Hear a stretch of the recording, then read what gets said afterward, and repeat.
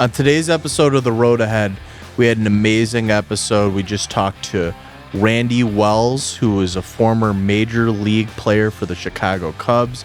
You can hear a little bit about the minor leagues, his experience, the toughest player that he ever pitched against, as well as some other stories. I really enjoyed his talk about the minor leagues. It was really interesting. You got to tune in for that. Let's get into it.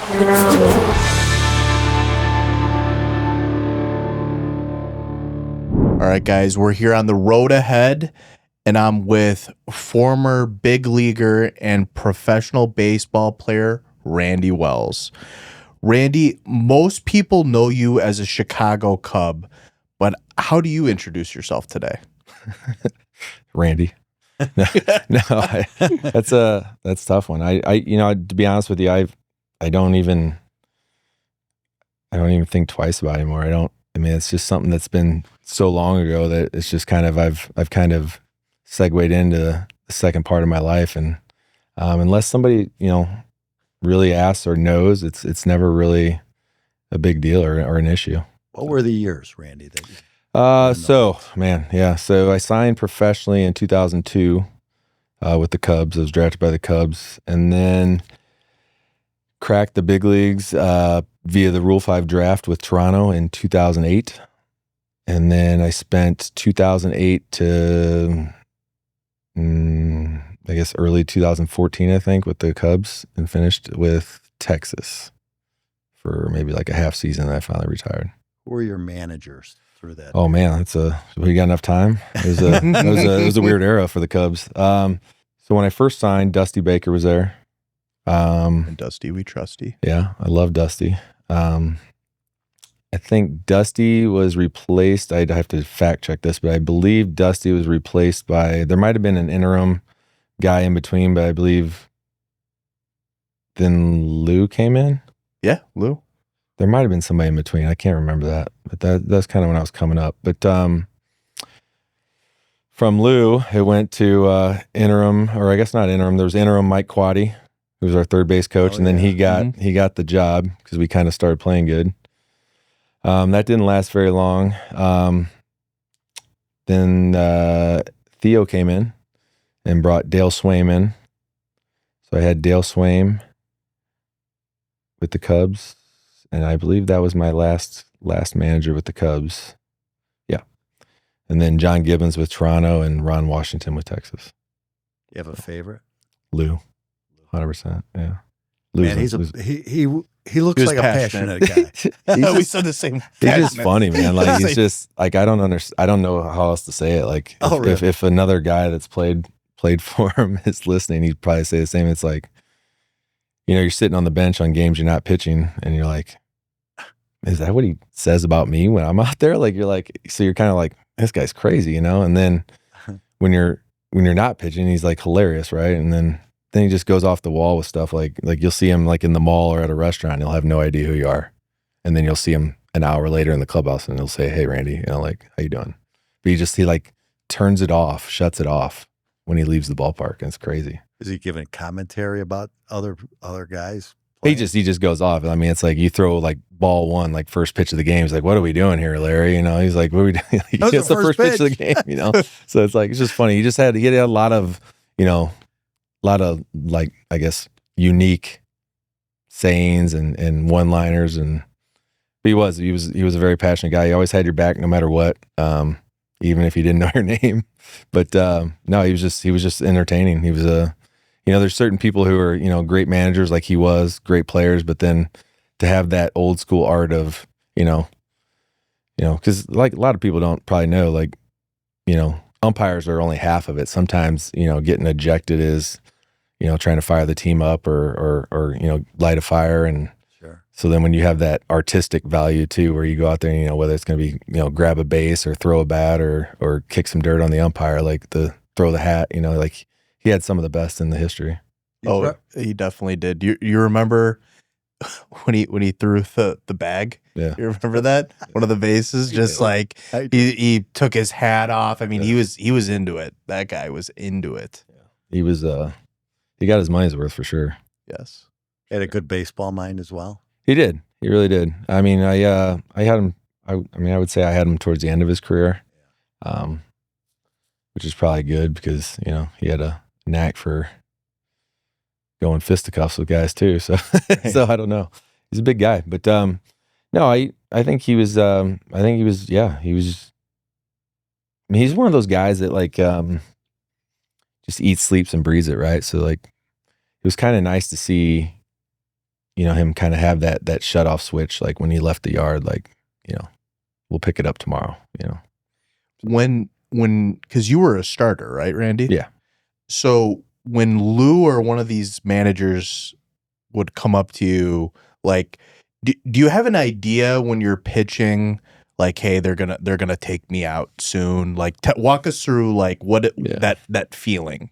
Yeah, I mean, you know, right? I mean, I think very rarely, and I never really had the status or the clout in my career to like tell them to turn around and go back, right, you know, like some of these guys do. But yeah, I mean, you know when you're done, you know when you can keep going. But you know, for lack of better words, I didn't have the cojones to tell him, hey, you know, I can keep going. You know, I can only imagine he takes that long, slow walk out there, and then here's a guy that's only got a couple years in the big leagues, tells him to turn around and go back. You know, how that would go over. I don't think it would go over pretty well. So I just hand him the ball and say thank you, and just kind of go up. But yeah, you know when you're done, or when it's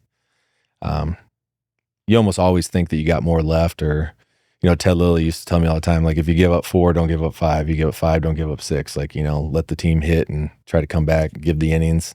Now the game's just changed where, you know, 5 innings and starters are done. And so it's that art of going deep in the game's kind of gone. But why do you think that is?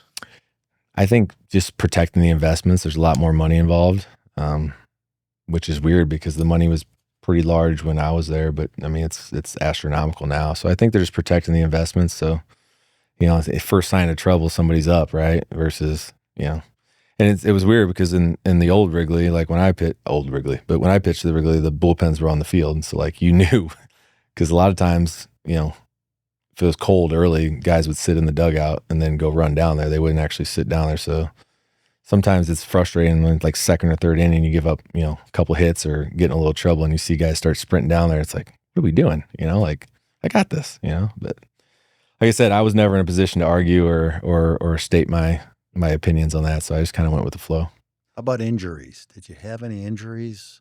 Yeah. I know pitchers watch their arms and the pitch count and all that, like you were talking about. Yeah, I mean, I battled a lot of the normal stuff. I think it wasn't until the end of my career where I think a lot of the damage that eventually, you know, made me call it quits. You know, just, you know, ignoring it early.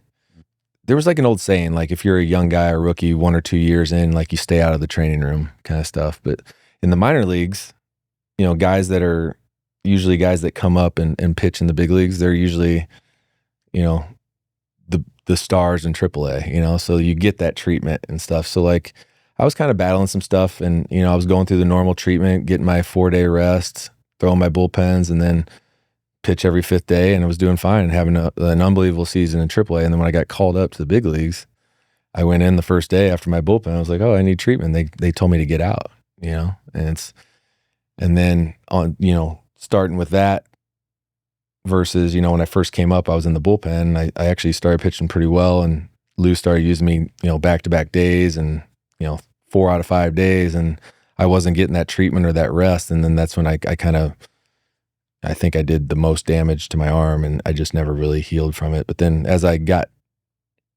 years went on, I got into the starting rotation, then I could get that treatment and everything kind of go, but eventually it all caught up with me.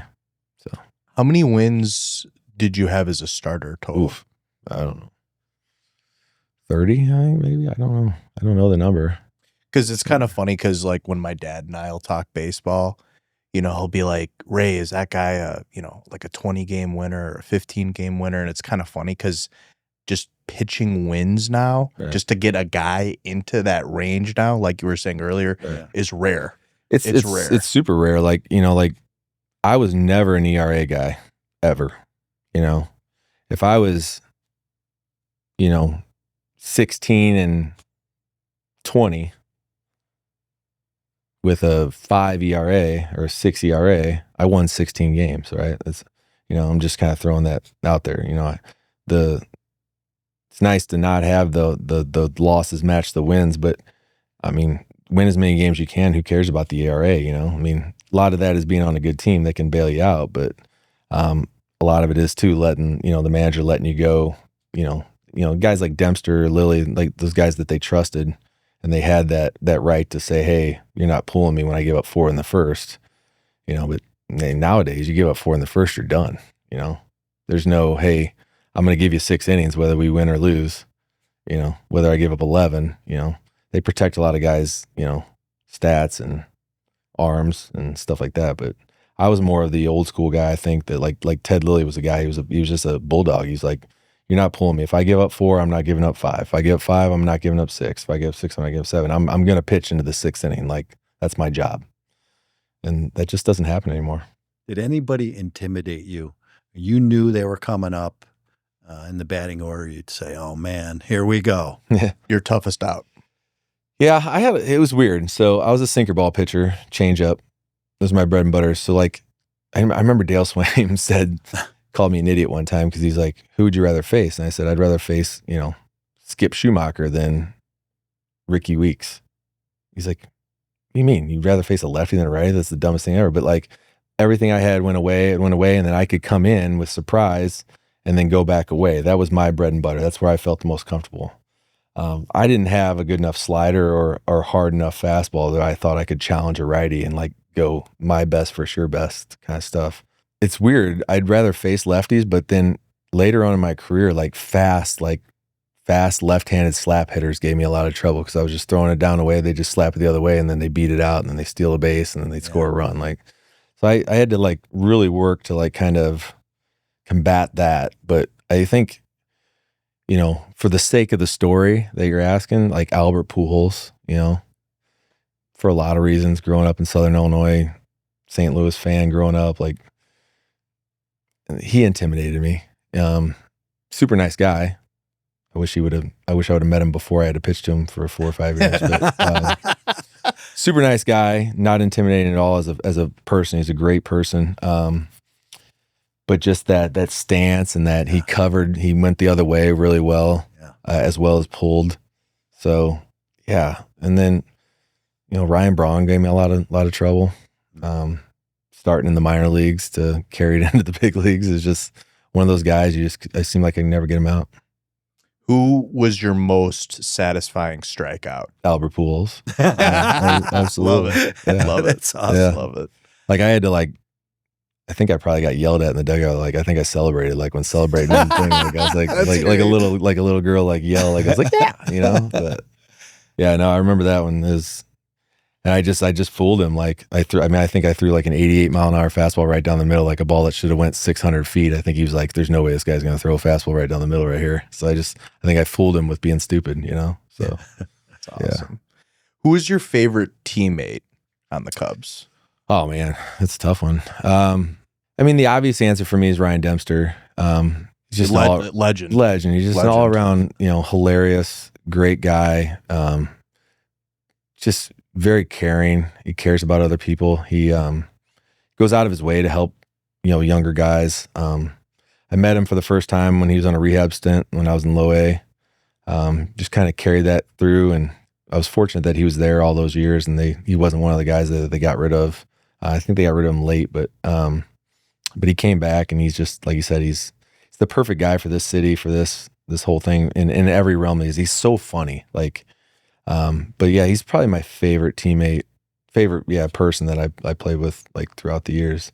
But like I said, there's nobody that even comes close to like his wit and his quickness and the guy is a legend. Like he could be a stand-up comedian right now. Like I'll tell you a story. I was doing the toast to Harry Carey, and he went on the radio show, and it was him and Andre Dawson. Now, Andre Dawson's like monotone, not. He's funny, but he's funny in his own way, right? But he's not like microphone if you're not there funny, right? He's just telling stories or whatever. And I think Lisa Dent asked him a question like, Andre, what are you doing now? And he's like, oh man, you really asked me that question? I don't think you want to know. And he's like, I own funeral homes.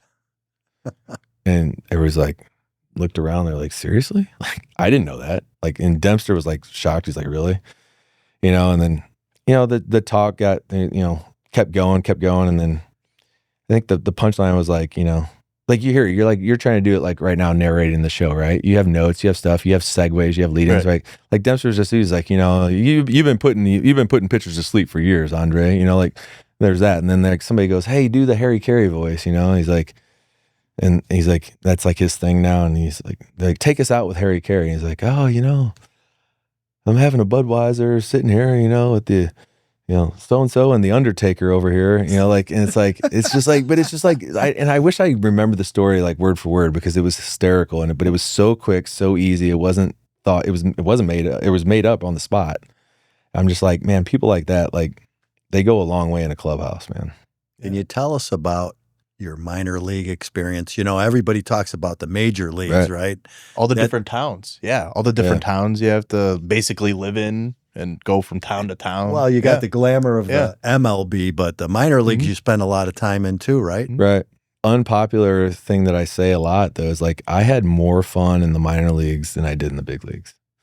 And that's only because, the big leagues, there's a lot of individuals, even though you're on a team, right? You got married guys, you got Latin guys, you got guys that like to party a little bit, guys that don't, like it's just guys that are older, guys that are younger. On the field, you all come together, but afterwards you don't really hang out unless you got, a couple close knit friends or whatever.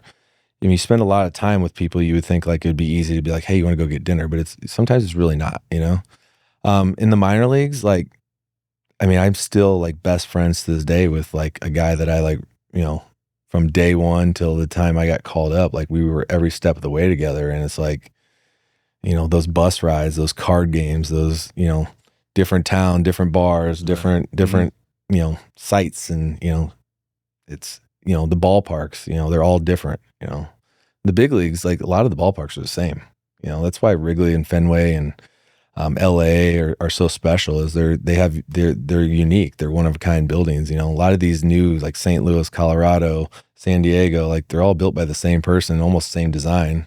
And it's right. Other than the skyscape, doesn't have as much character, right? Other than the skyscape or where you put it in the city or where it's at, like San Francisco is incredible. It's one of the best stadiums out there. Like if you ever get a chance to go. It's incredible, right there on the bay.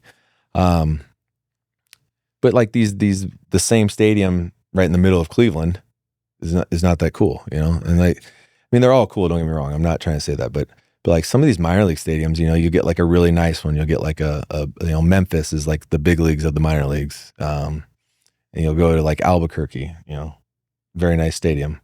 And then you'll go to like Jacksonville, Florida, and it's like, okay, it's a different kind of stadium, And so the cool thing about it is like from the bottom to the top of the minor leagues, the stadiums, obviously you go from worse to better, right? So like Clinton, Iowa, is like something you saw out of Bull Durham. Like, sure. It's dirt in the bottom of the dugouts and smells bad. And, but it's cool because like, like what do they say in Bull and Durham? Like you gotta, like you're in love with baseball. Like, is there anything more, great or special than baseball? And it's like all that comes with it. And I think that grind, that passion, like I knew I wanted to do it. Like I had fun every step of the way. Like a lot of guys would quit. You play in front of 30 people in A-ball in Arizona at 10 a.m., your parents, your brother, scouts, and you just left LSU where you're playing in front of 20,000 people. You're like, this is stupid. I can make more money, with my degree or working for my old man or whatever. And they quit before they ever gave it a shot. And it's like, man, they were going to have to pry the jersey off me. You wanted it. Right. The bus rides were great. The early morning flights, there was no part about it that I didn't absolutely love. And like when I got home in the off season, like couldn't wait for it to start over again. Tell us a little bit about before we recorded this, a little bit about, old Wrigley into new Wrigley and just like that transformation. Yeah. That was really interesting. Yeah. So I had the opportunity to go down there for the first time and check out the renovations, and I was blown away. Like And I don't, I was looking to try to show my son like what the old clubhouse looked like. I think there's like one picture like on the internet that you can find of the long, rectangle clubhouse, and it's funny to give people like some perspective. And I was telling you earlier is the Cubs they used to never have a batting cage underneath underneath the grandstand. It was always out in right field, and both teams had to share it. Now they have 2 batting cages, video machines, all kinds of stuff, and their video, everything, and that's in the space that was the old clubhouse. So think about that. 2 batting cages fits inside a major league clubhouse. That's how small it was. But like I said, when we were there back in the day, that was Wrigley Field's home clubhouse. It was great for us, right? It was beautiful. It was like the church, that's where you go. But what they've done now is just it's there aren't words. It's breathtaking. I mean, it's state of the art. It's beautiful. It's I was there on, I think it was a Monday. Players used to always go to Arizona to rehab whenever they got hurt. I think they have such nice facilities now, and they have such a good medical staff now. Like all the guys on the DL were there rehabbing, so they rehab, and that's huge because like nobody likes to like leave the team, fly Arizona, change climates, do all this stuff, and then like be away from the team. So I think that's a huge. I can't believe it took so long. Let's just put it that way. It's crazy. When Theo came in, right, what was your experience like with him? Did just the organization just completely change? It was. So I did not fit in the Theo plans, right? So, I think my last year with the Cubs was his first year. So, guys like Theo, they're architects, right? They are who they are because of thinking outside the box, right? So they had an idea of what they were going to do when they hired him.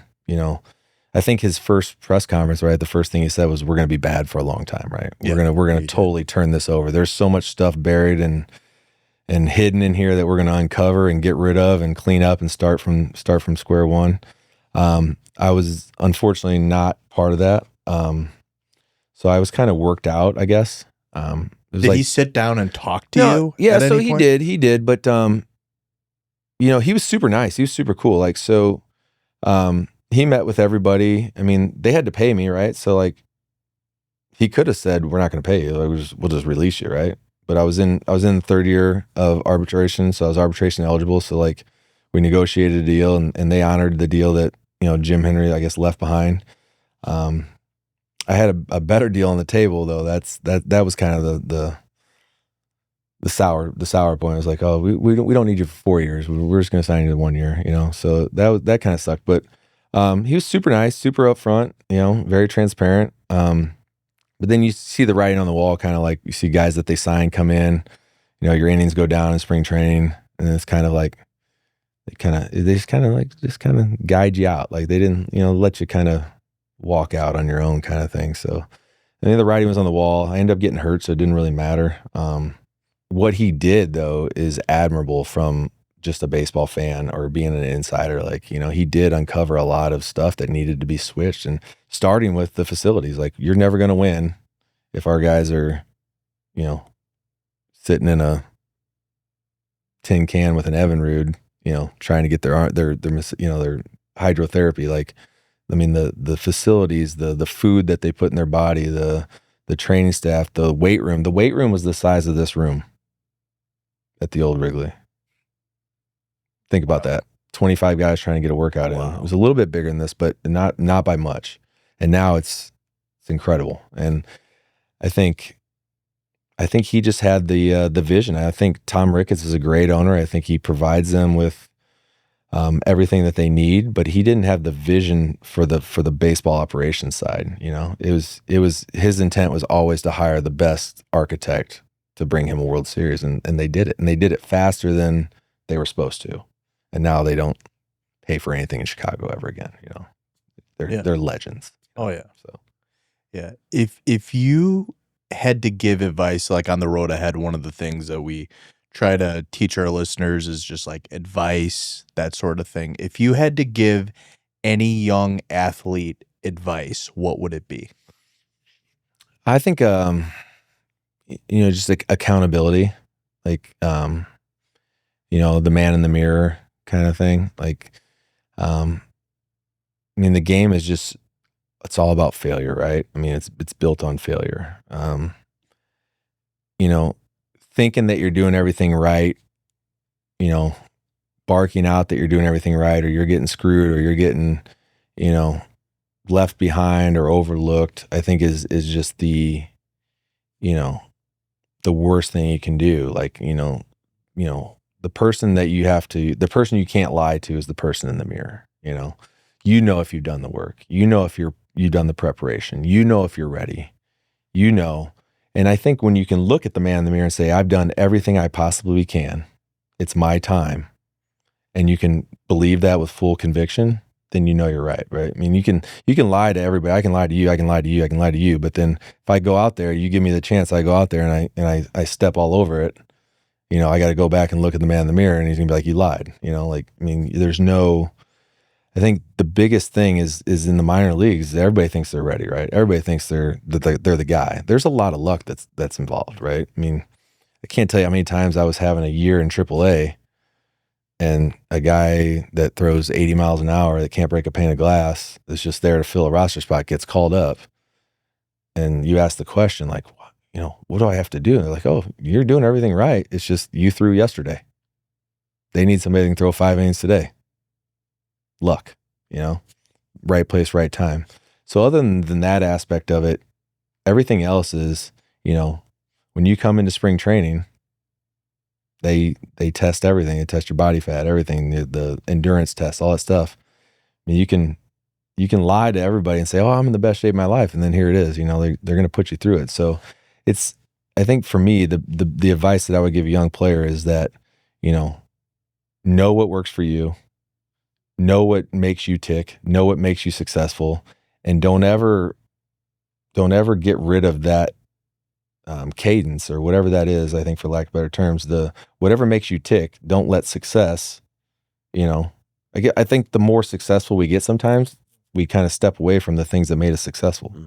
There's a passion for the process. There's a everyday disciplines. There's work to be done every day, whether you're the best or not, but sometimes when you get to the top, you stop doing the little things that kind of got you there. And I think that's the one thing I would give a young kid advice for, is be like, dude, every day, it doesn't stop, If you forget those basics, it probably goes quickly. Right. There's somebody, I mean, every June there's, 100 guys they just drafted to take your job. And then plus there's somebody always coming for your job. So, I mean, you just got to outwork everybody. And I think that's the problem is I think everybody falls into it, right? I'd be lying if I said I didn't do it too. But, you get to the top, whether it's in the minor leagues or the big leagues, and you just say, all right, I got this figured out. I'm good. And the next thing you know, somebody that was, right there on the brink figured something out and worked harder and worked harder. Next thing you know, you're the guy in the middle of the hill saying, what happened? Yeah, right. Versus you could have kept it, kept setting the bar, setting the tone. You believe your own advertising. It's right. You gotta get back to the basic. It sounds like 100%. It's like the journey, not the destination, right? In a lot of ways. Right. For sure. Yeah. I mean, getting there is the easy part. Like staying there is the hardest part. Yeah, Kind of thing with the big leagues. You're like, getting to the big leagues is one thing. Staying there is a totally different thing. Yeah. Like describe that day when you got called up. Like, how did that feel? So yeah, it's weird. So, I told my dad, I was like, I'm done. He's like, oh, just wait, just give it, just go to spring training again, blah, blah, blah. And then I was like, no, I think I'm done. He's like, all right, well, if you're done, then you're going to go to work, So I was working for him, and then my phone rang. It was my agent, and the Blue Jays, they drafted me in the Rule 5 draft. So quick story, Rule 5, big leagues, you're going to the big leagues. You have to stay in the big leagues the whole year, or they have to offer you back to the team that they got you from for half the money that you paid. So you're going to big league spring training, you're on the big league roster, you're on the 40-man, your salary is just doubled, more money than you've ever made in the minor leagues kind of thing. And I'm like, oh, okay. I was like, I quit, and tell my dad I quit, I'm done. I'm a baseball player again, I love that. So go into spring training with the Blue Jays, have an unbelievable spring training, don't give up a run all of spring training. Roy Halladay, who's like an idol of mine, in camp with him, congratulates me, like, excited to have you type thing. Go to Toronto, go to New York. Last opening day in Old Yankee Stadium was my first game. come back to Toronto, pitch an inning, scoreless inning. And then like you said, like, you know, riding that high. And then next thing you know, hey man, we got to make a move. We're going to try to make a trade for you, but we got to let you go. We got to get a lefty on the roster before we go to Oakland. It's like, oh, all right. Next thing you know, I'm back in AAA in Iowa. Yeah. The Cubs were like, well, we want to see what this ground ball, you know, ratio is about. You didn't give up a run in big league spring training. We're no dummies, you know. But so I went back. I was kind of frustrated, but I ended up having another great year. Same thing. Lead the team in wins. Having a great year, all-star, you know, stuff like that. And then playoff time, I start the first game of the playoffs and we win. And then usually you're done, right? You're done. Like, hey, I'm going September call-up maybe, you know? And then they're like, yeah, Pat Listash, who was our manager, he played for the Milwaukee for a long time. He's a great guy. He's like, yeah, he's like, you know, good job, good year, you know, get ready for September, you know, all right, cool. And then we go to game 5 and we're short on pitching. And they call up like this young kid from A-ball to like pitch. And I'm like, dude, we've worked too hard this year. I was like, I'll pitch the last game on short race. He goes, I already thought about it, but you're going to the big leagues. I was like, oh, all right, never mind. Then let him pitch, you know, kind of thing. And so we lose, drive all the way back to Iowa. Same thing. Like Pat gets on a plane out of Oklahoma City to go to Chicago. I ride the bus back to Iowa. I'm asking the trainer, like, what's going on here? He's like, I haven't heard anything. I'm sorry. And this time it was on purpose. So they just let me think that I wasn't going up. So I just packed my truck, drove back home to St. Louis. And I remember like pulling in, I could see the arch. And O'Neary Fleety was our farm director. He's like, hey, where you at? He's like, I was like, I'm pulling into St. Louis. He's like, yeah, we figured. He's like, I just want to let you know, meet the team in St. Louis tomorrow. So my first game with the Cubs was in St. Louis, where I'm from. So that was, they did that kind of special thing. So that's cool. That was incredible. So that was like immediate, like, it's like, you can talk about like a wave of emotions, like, man, I hate these guys. And then, oh, never mind. Thanks, guys. So it was cool. Like the town paper, family, friends. So it was super cool, man. It was, that was pretty special. What was that story you were telling us earlier with your grandmother? That was pretty cool. So, so my grandma was like my everything, right? I grew up, you know, I was at her house every weekend, throwing balls off her wall. You know, she was the ultimate person. She was the best. And, she always, everything she made always tastes better, right? You know, everybody's grandma's the same way, but she made this tuna salad that I loved. And we flew into St. Louis and I had a house in across the river, took an Uber or a cab back, slept in my own bed. And I was like, I'm going to have lunch with my grandma before my start tomorrow. Drove over to her house, caught up with her, you know, ate some tuna salad. And then, and we were talking about the Cubs Cardinal rivalry, like how big it is. And so, I mean, for me, it was easy. When I got drafted by the Cubs, it was easy for my allegiances to switch. But everybody else back there, you know, my dad would still wear a Cardinal hat every once in a while. Like, you know, my brother worked for the Cardinals. Oh, wow. So, like, there's, like, a lot of stuff. So it wasn't just, like, everybody's Cubs fans. You know, people, they always say the line is, whenever you're pitching, we're Cubs fans, right? But other than that, we're Cardinal fans. Right? So, but my grandma, of all people, like, she loved Albert Pujols and Mark McGwire. Loved them. So I'm, like, saying goodbye, getting ready to leave for the stadium, and give her a hug and a kiss. And she goes, hey, now I want you to take it easy on my Cardinals today and Albert Pujols, you know? And I'm like, your grandson is getting ready to pitch in the big leagues. Like, and you're telling me to take it easy on these guys. Like, that's just incredible. But that's how passionate they are, in the same way for the Cubs fans. But, and it was cool though. She was like 93 at the time, I think. And my dad got her to come to the game. So, but she wore a Cardinals jersey to the game. So go figure. But yeah. That's truly special. And those little stories is, I think, what baseball is all about. For sure. I mean, what's the quote? Like, how can you not be romantic about baseball? Right. That's it. Yeah. It's true. I mean, like I said, throwing the ball off her wall, like, I mean, you know, I knew at a very young age that that's all I wanted to do is play. I mean, I wrote like a letter when I was like 6 to like my teacher, like, you know, my brother played professional baseball. My dad was a great baseball player. My grandpa was a baseball player. So I was like exposed to a better brand of baseball at such a young age. And then, you know, seeing my brother through the minor leagues and college baseball and all that stuff, like I knew that's what I wanted to do, you know? So like when I was practicing as a young age, it wasn't like, you know, the kids do it these days where they're like, oh, let's go hit for an hour at you know, a facility or whatever. It was like, you know, you're out in the street with your buddies, you're throwing balls off the wall, but you're saying, hey, you know, 3-2, bottom of the ninth, you know, Busch Stadium, you know, you're on the mound pitching for the Cardinals. Like, that's how I grew up. So like to be able to do that, I think I lose track of how special that was. But now talking to you, like, kind of comes over you, like, it was pretty cool. Like, I knew I wanted to do it at a young age. I did it. And like, sometimes I lose track of that sometimes. What does life look like for you now post baseball? So I did everything after baseball, right? So I got married, had kids. I'm a worker, right? Like I knew that I wasn't going to be a guy that sat around and played golf like right away, like every day. Like it just wasn't in me. I enjoy golf. It's my vice now for competitiveness, but I've always done something. So I went back to school. I opened up a training facility back home. So like an indoor training facility. Started coaching high school level, coached at the college level. And then I moved up here.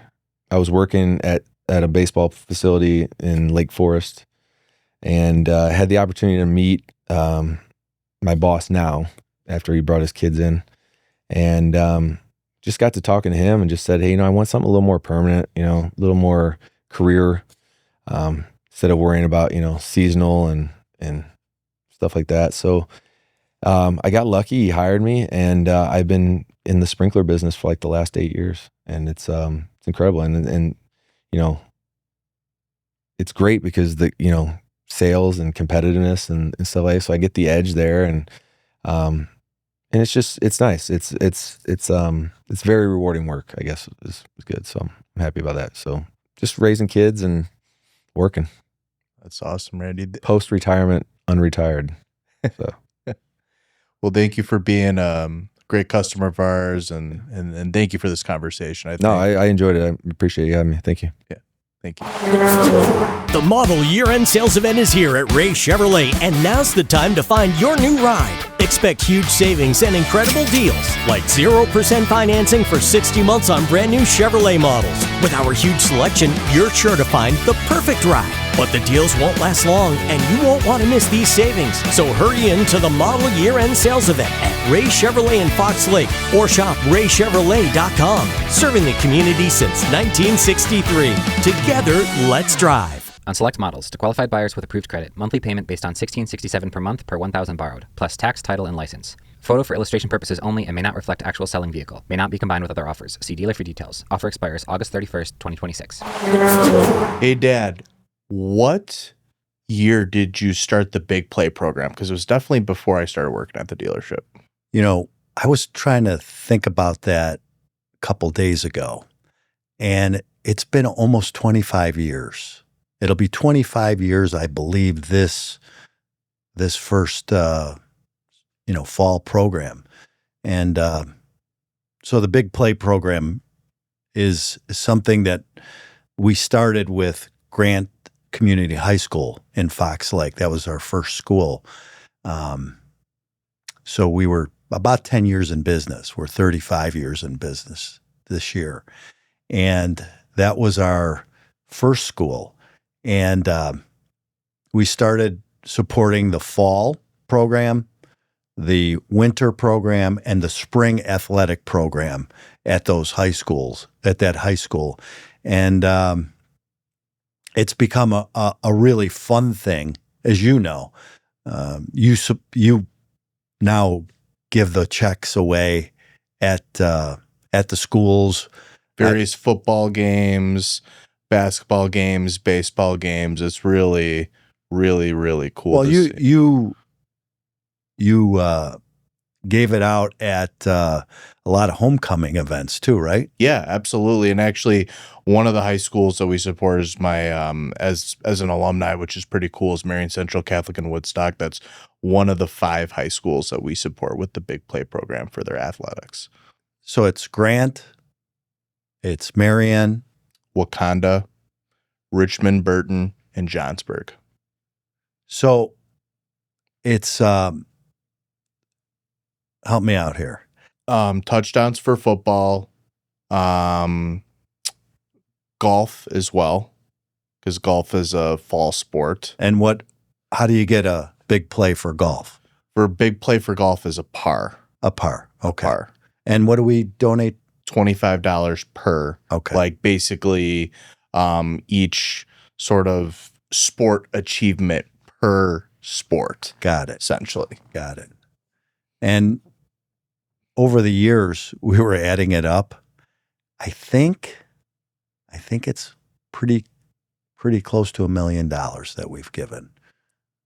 Which is unbelievable when you think about it, because for high school athletic programs, it's so important that these kids and the program in general gets that money, because that goes towards, potentially, if they're good in high school, that could, those little efforts could go towards a athletic scholarship and really a future for a lot of these kids. I know you've talked to a few of these athletic directors that we interact with and assist in the program, the Big Play program. And each one of them said, with the funding challenges we have, sometimes this money really makes a difference. You can imagine the equipment costs that go into these programs. If some of this money didn't flow in there, it may be tough for them to get updated equipment, newer equipment. So I'd like to think at a small level, we're part of that in our local community. So it's I know you do, I do too. We take great pride in helping our community. Our community's been great to us, the surrounding areas, to, all these areas that we support and beyond. But they've been very good to us. The other day, I don't know if you remember this. I'm sure you do. Remember George came in with a picture of you at a T-ball. You were the coach. I was the coach. And so was Papa, right? Yeah. And so that was your first year in T-ball. But, your involvement in local sports, whether it be these White Lightning or the T-ball league and playing basketball at St. John's, high school, I played golf and tennis. But there isn't a time that goes by where we see a lot of parents or your friends or people that you know or people that I know that were involved in all these programs that come back and, say, it's fun to reminisce. Yeah. Good memories. Yeah, it really, really is. And, all of this stuff shapes you, right? And all these experiences shape you. And I had a laugh when I saw that picture. That was your first year in T-ball. Mm-hmm. And I showed Gabby and your wife, and Gabby said, "Man, look at those ears." Remember when she said that? Yes. I thought that was a good comment because they were. I could hear you when you were yelling at me to dive for a ball, Yeah. So it was pretty funny. Pretty funny. But, it's kind of it's very gratifying when you see these kids that come through and the parents that come through and say, "Hey, I remember." It's cool. It's very cool. And it's like, and everybody can relate to that, like experience growing up with a good coach, just all the things that go along with that camaraderie, that experience, that brotherhood. A lot of those guys that, especially on our soccer team, I'm still friends with those guys today. And remind me, what was our record? We didn't lose a game. 24-0 in fall and spring. We got to take these wins when we get them, right? We didn't talk about the year before when we got our butts kicked. Yep. But that year was a good year. We had a good time. We had a bunch of great kids, and everybody had a good time. It was great parents too, that they interacted, and it was a lot of fun. And a lot of those people are still customers today. A lot of those people were in those communities that we talked about that we serve with the Big Play program too. So it kind of continued on even into high school. So it's all a cool little ecosystem, so to speak. And obviously the Scarpellis, my dad and I are really into sports, and so that's like just one of the things that we do to give back. And it's fun. Yes.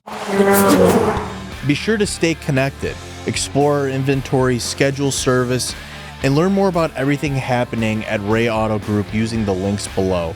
Follow the podcast, join the conversation by liking, commenting, and sharing your thoughts. And as a listener of The Road Ahead, you'll receive a free oil change from Ray Chevrolet or Ray Chrysler Dodge Jeep Ram. Details are linked below. Follow Ray Chevrolet and Ray Chrysler Dodge Jeep Ram on social media for updates, clips, tips, and future episodes. Thanks for listening to The Road Ahead. We'll see you next time.